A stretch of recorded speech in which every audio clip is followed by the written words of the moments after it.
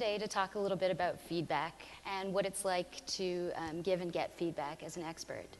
So I just want to start out. When you're a kid, your parents actually tell you to disregard what other people say about you behind your back. And this is sort of a protective mechanism for folks, because if you're weird or awkward like I was, it means that you're not going to get that negative feedback, and you're going to stay confident. As a teenager, it meant that when I had gained confidence, I still was disregarding that feedback. And that was kind of bad, because you walk around acting like a bit of an arrogant jerk. Your parents really let you know that part of it as well. So, I'm walking around like an arrogant jerk, and I'm not taking that feedback, which means that I'm not learning and I'm not growing. And this is one of the great things about community. As an awkward kid and with online community, it was really important for you to get that online feedback. You need feedback to figure out if you're contributing and if what you're saying is of interest to anybody, if your topics are actually the topic matter that you're an expert in. And it's important for you to give that feedback as well, because giving that feedback means that the rest of the community actually improves and you get what you want. That's basically what it comes down to.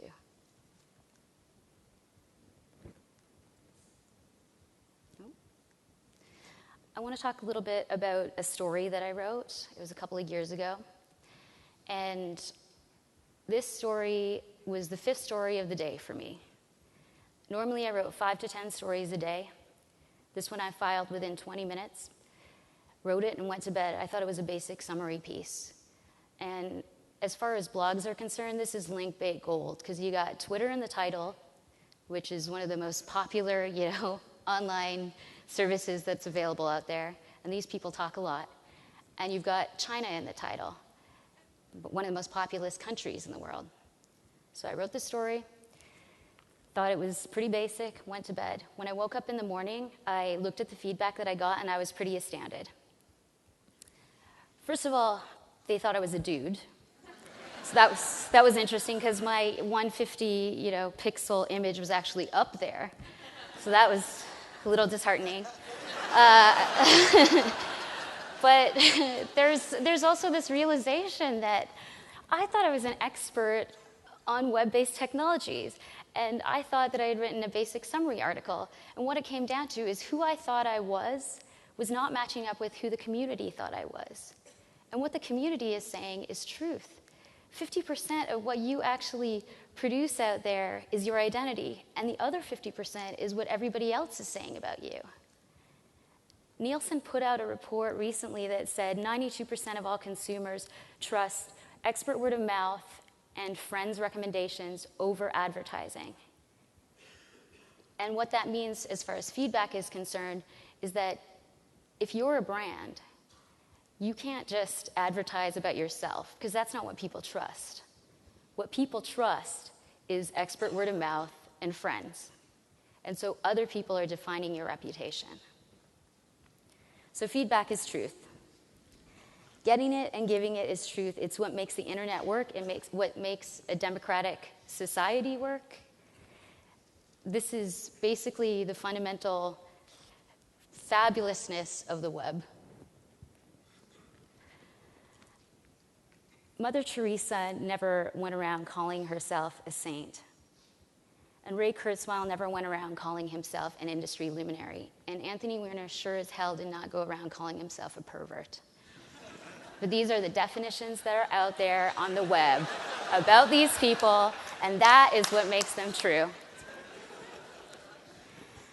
So you're not just an expert because you produce academic knowledge. It's not just about sitting in your dark little room and learning as much as you possibly can and then spitting it back out into a theory. That feedback loop is also defining you as an expert.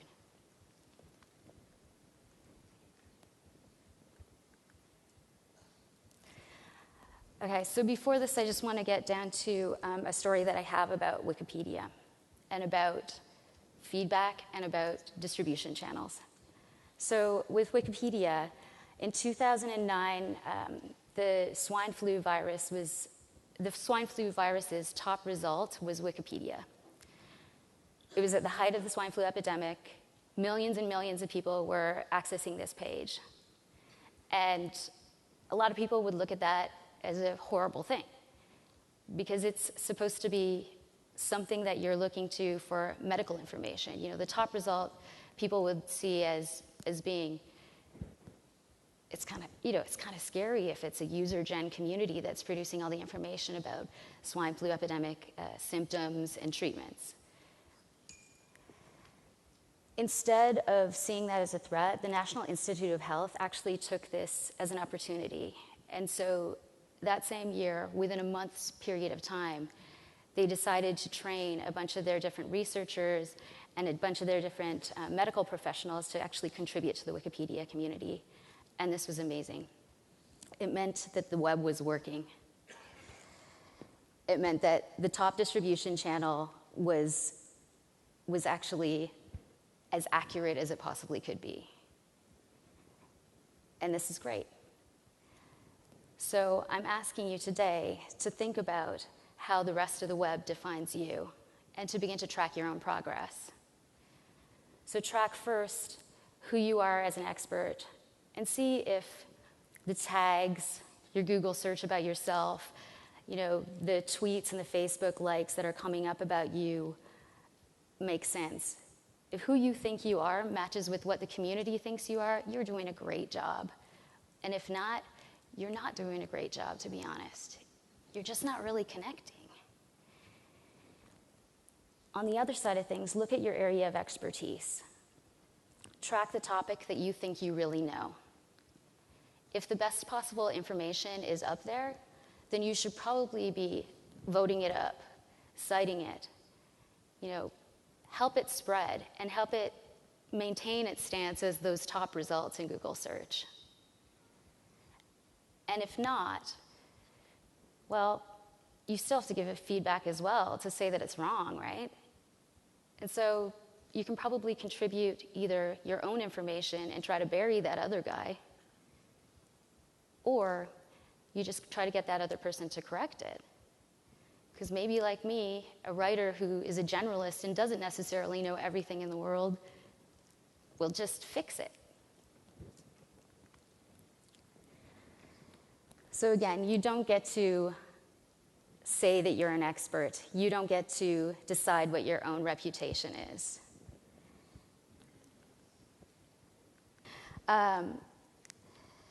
When those search results are great, it means that the community has vetted itself, and it means that the best possible information has bubbled to the top. But then the other day, Google's director of search results said that ads can be as useful as search. And this really pissed me off. And I'm in advertising. But, I mean, the reason why this made me really mad is because search is vetted by a large community. It's bubbling up by some sort of a democratic system. You know, there's social involved in it as well, and personalization involved in it as well. But those are really great results. And ads come from one group, a proprietary group that has a vested interest and a material interest in the message that's being put out there. And they get to buy that space. And there are good brands, and there are good advertisements, and yes, sometimes they can be useful, but it's not vetted. And that kind of upsets me. Because I think there's a difference between the World Wide Web actually democratically choosing information to bubble up to the top and buying a space there. And proprietary expertise sucks, not just on the web, but you know, in the greater world as well. I'll give you two examples: nonprofit organizations and political organizations. Nonprofit organizations, I hate to say it, there's a lot of fantastic and noble organizations out there, but their missions are often very similar, and yet many of them are fighting for the same grant money, which means that rather than putting the cause before, you know, their actual brand, they're willing to put the competition above all else. And that hurts. That means that the solutions aren't as good as they could possibly be. And with political organizations, we see it as well. It's, we see many, many fantastic things getting thrown out because we don't, a politician may not want to work across the floor. And so they're willing to put their competition for votes over the larger solution and the promise that they've made to their constituents. If at the end of the day, you're trying to solve for homelessness or breast cancer, or if you're trying to solve for building new schools, does it really matter if the information is coming from your website or someone else's? It doesn't make sense to work in a proprietary nature and just for our own brands. If you're really, really passionate for a cause, you should care about the information around that cause, whether or not it's yours.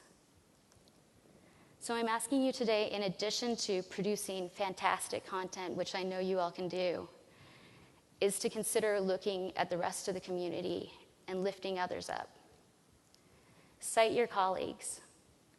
Give props to other leaders in the community, even if you don't like them on a personal level, because if their information is good, it's only going to make society better.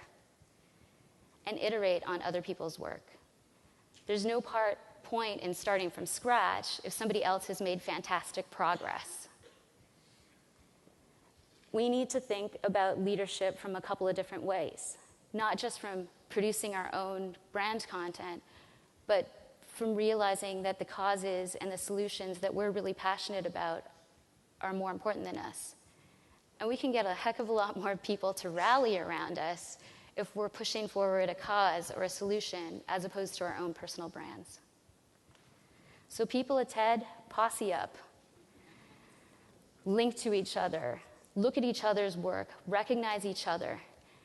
This is supposed to be a community about spreading ideas, And it's not just our own ideas, but other people's as well. And there's a lot more ideas that other people are creating than us ourselves are creating. We can enact change. In 1964, the Civil Rights Act didn't happen because one faction decided to work by itself to produce this. It wasn't John F. Kennedy, Martin Luther King Jr., Rosa Parks, the hippies, the yippies, the Black Panthers, or the feminists that did this alone. It was all of these factions willing to work together across diverse backgrounds, networking their resources, pooling their expertise, and ensuring that change happened. And it made it a better society for all of us. This is a solution that is a network solution that has been fantastic for all of us. And so I guess in closing, I just want to ask you, when you think about online community, do you want us to be a group of siloed brands? Or would you rather us be a network that's linked for good? Thank you.